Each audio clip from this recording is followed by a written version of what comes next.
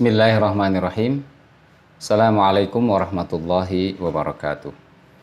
Bismillahi masyaallah, la yasuqul khaira illallah.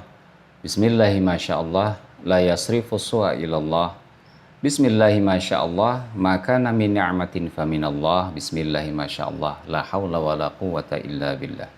Hadirin yang dimuliakan Allah, di hari ke-8 di Ramadan 1442 Hijrah ini kita akan membahas tafsir surat Al-Baqarah ayat yang ke-26. A'udzu billahi minasyaitonir rajim. Bismillahirrahmanirrahim. Innallaha la yastahyi ay yadriba mathalan ma ba'udatan fama fawqaha. Fa ammal ladzina amanu faya'lamuna annahu al-haqqu min rabbihim. Wa ammal ladzina kafaru fayaquluna madza aradallahu bihadza mathala yudillu bihi katsiran wa yahdi bihi katsira wa ma yudillu bihi illal fasiqin. Sesungguhnya Allah tidak segan-segan membuat perumpamaan seperti nyamuk atau yang lebih daripada itu. Adapun orang-orang yang beriman, maka mereka mengetahui bahwa ini adalah hak dari Rabb mereka. Dan adapun orang-orang yang kafir, mereka mengatakan, ada apa yang diinginkan Allah dari perumpamaan ini? Dari perumpamaan ini banyak orang yang tersesatkan dan banyak pula yang tertunjuki, dan tidaklah yang sesat kecuali orang-orang yang fasik. Hadirin rahimakumullah, Imam Al-Qurtubi menjelaskan asbabun nuzul diturunkannya ayat ini, dan kata beliau ada dua pendapat. Qala Ibnu Abbas fi riwayati Abi Salih. Ibnu Abbas dari riwayat Abi Salih mengatakan, lamma daraballahu subhanahu hadzainil mathalain lil munafiqin, pada saat Allah memberikan dua perumpamaan kepada orang-orang munafik, yakni mathaluhum kamathalil ladzi istauqada nara, Al-Baqarah ayat 17, orang munafik seperti yang menyalakan api. Kemudian qauluhu ta'ala au kasayyibim minas sama, seperti orang yang tertimpa hujan lebat, Al-Baqarah ayat ke-19. Qalu, orang-orang munafik itu berkata, Allahu ajallu wa a'lamin an yadribal amsal. Sesungguhnya Allah itu terlalu agung, terlalu tinggi dan terlalu mulia, kata mereka, untuk membuat perumpamaan seperti ini. Fa anzalallahu hadhil ayah. Kemudian Allah menurunkan ayat ini, dan Allah membuat perumpamaan yang lebih sederhana dari apa yang mereka sangkakan. Kemudian pendapat yang kedua tentang asbabun nuzul ayat ini adalah wa fi riwayati Atha an Ibni Abbas qala, pada riwayat Atha dari Ibnu Abbas berkata, lamma dzakarallahu alihatal musyrikin faqal, ketika Allah menyebutkan Tuhan-Tuhan orang musyrik, Allah berfirman, wa iyaslubuhumudz dzubabu syai'a, dan apabila lalat-lalat itu merampas sesuatu dari mereka berhala-berhala itu, la yastanqidhuhu minhu, maka berhala itu tidak mampu merebut kembali sesuatu yang dicuri oleh lalat itu. Bahwa Tuhan yang disembah mereka itu sangat lemah, lebih lemah, bahkan dia tidak bisa menyelamatkan dirinya sendiri, apalagi dia bisa menyelamatkan orang yang menyembah dia. Demikian pula Allah membuat perumpamaan berupa Baitul Ankabut, sarang laba-laba. Araita haitsu dzakarallahu dzubaba wal ankabuta fima anzala minal qur'ani ala Muhammad. Apakah engkau melihat saat Allah Subhanahu wa taala mengingatkan mereka tentang seekor lalat dan laba-laba yang ada di dalam Al-Qur'an yang diturunkan kepada Muhammad sallallahu alaihi wasallam? Ayu syai'in yasna, apa yang diinginkan Allah atas persoalan ini? Fa anzalallahu al-ayah, kemudian Allah menurunkan ayat yang mulia ini. Hadirin yang dimuliakan Allah, setiap permisalan di dalam Al-Quran semuanya bertujuan tidak lain adalah untuk menguatkan makna. Dan ini hanya bisa difahami oleh orang-orang yang berilmu dan berakal. Tidak bisa dipahami oleh orang-orang kafir dan munafik. Imam Al-Qurtubi menjelaskan, Qala al-Hasanu wa Qatadah. Al-Hasan dan Qatadah berkata, lamma dzakarallahu dzubaba wal ankabuta fi kitabihi wa daraba lil musyrikina bihi al-mathal. Ketika Allah mengingatkan dengan lalat dan laba-laba dalam kitabnya dan memberikan hal demikian itu sebagai perumpamaan bagi orang-orang musyrik, dahikat al-yahud. Orang-orang Yahudi mentertawakan. Kemudian Allah menjawab mereka dengan firman-Nya, innallaha la yastahyi ayyadriba mathalan ma ba'udatan fama fawqaha. Kalimat la yastahyi, Imam Al-Qurtubi menjelaskan tidak segan-segan dalam bahasa kitanya. Fi hadhil ayati faqila, ada yang mengatakan la yakhsha, tidak khawatir, tidak takut seperti yang dikemukakan oleh At-Tabari. Kemudian yang berikutnya adalah juga maknanya la yatruk, tidak meninggalkan, seperti yang dikemukakan oleh Az-Zamakhsyari di dalam tafsirnya Al-Kasyaf. Wa qila la yamtani'u, juga ada yang mengatakan la yastahyi itu maknanya adalah tidak terhalangi. Jadi kalimat atau kata la yastahyi bagi Allah itu tidak khawatir, tidak takut, tidak meninggalkan sisa, tidak terhalangi bagi Allah untuk membuat perumpamaan apapun di dalam Al-Quran sesuai dengan kehendak Allah.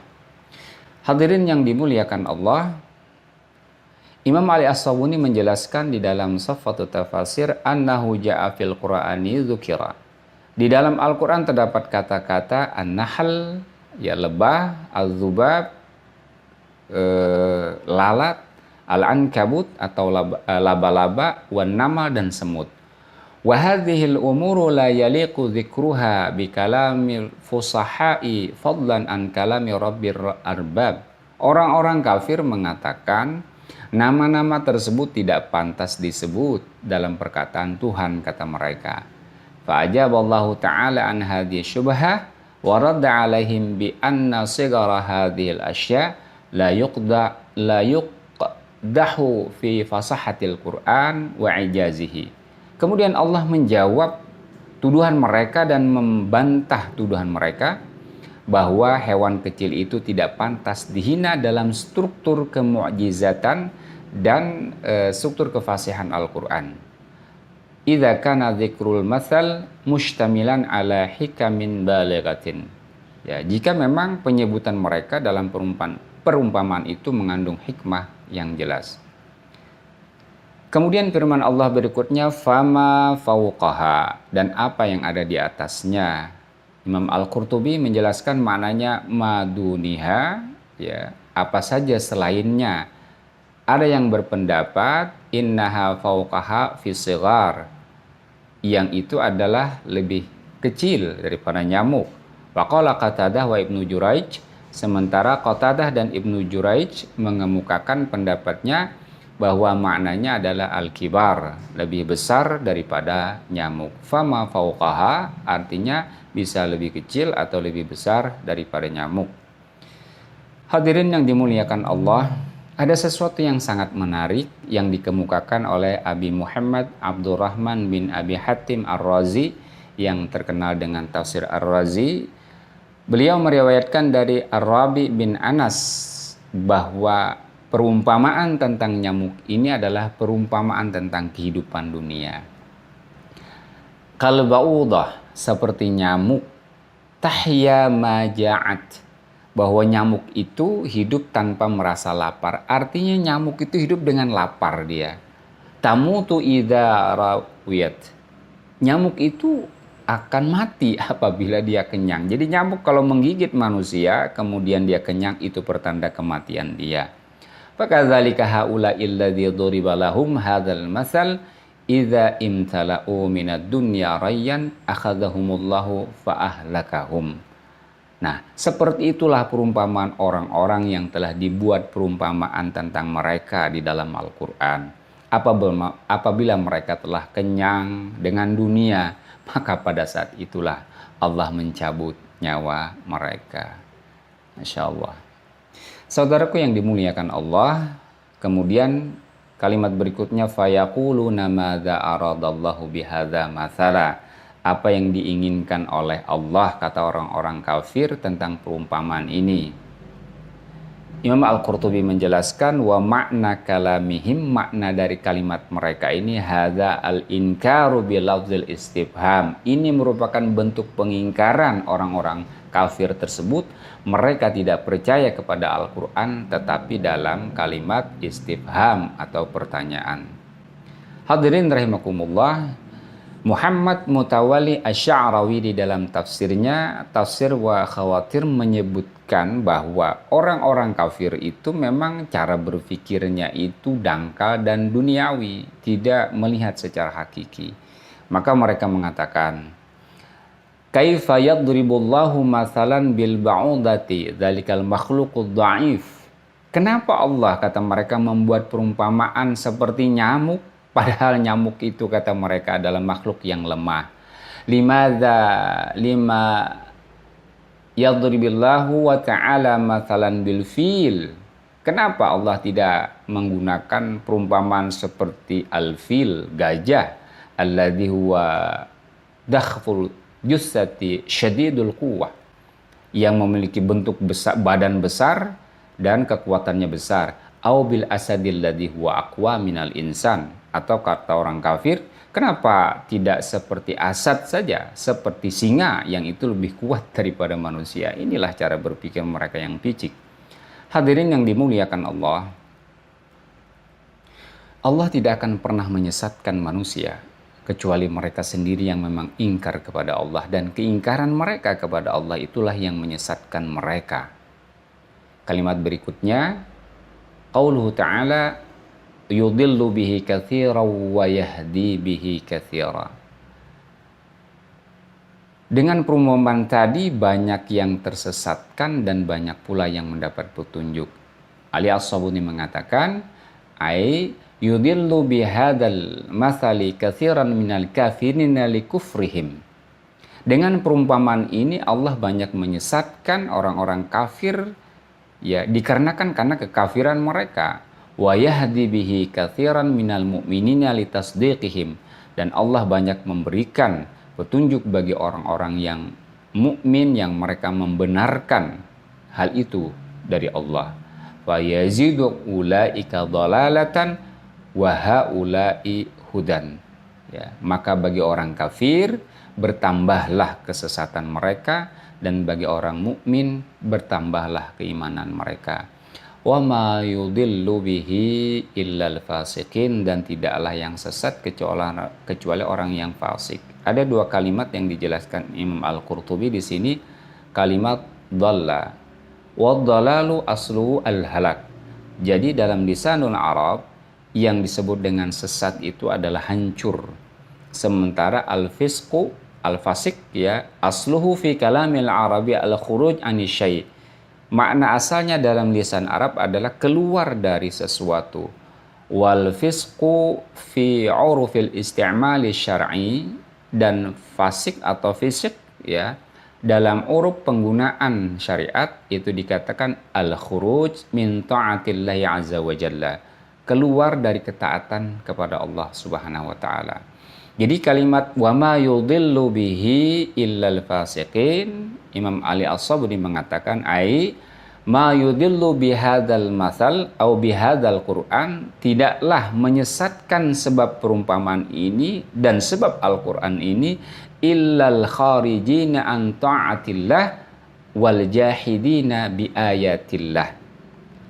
Tidaklah, ya, Allah menyesatkan dengan perumpamaan ini dan Al-Quran ini kecuali mereka yang keluar dari ketaatan kepada Allah. Mereka memang mengingkari ayat-ayat Allah. Hadirin rahimakumullah, inilah perumpamaan yang diberikan Allah kepada kita. Terkadang sesuatu yang kecil itu lebih berbahaya dibandingkan yang besar. Berapa banyak orang yang mati gara-gara nyamuk, dan berapa banyak orang yang mati gara-gara gajah atau harimau. Bahkan Bukan nyamuk yang menyebabkan kematian itu sesungguhnya, tetapi apa yang lebih kecil yang dibawa oleh nyamuk, yakni Plasmodium uniseluler. Dan apalagi yang lebih kecil daripada itu, yakni kelompok virus corona. Betapa banyak orang yang meninggal ya dengan adanya virus corona ini. Maha benar Allah dengan segala firman-Nya. Assalamualaikum warahmatullahi wabarakatuh.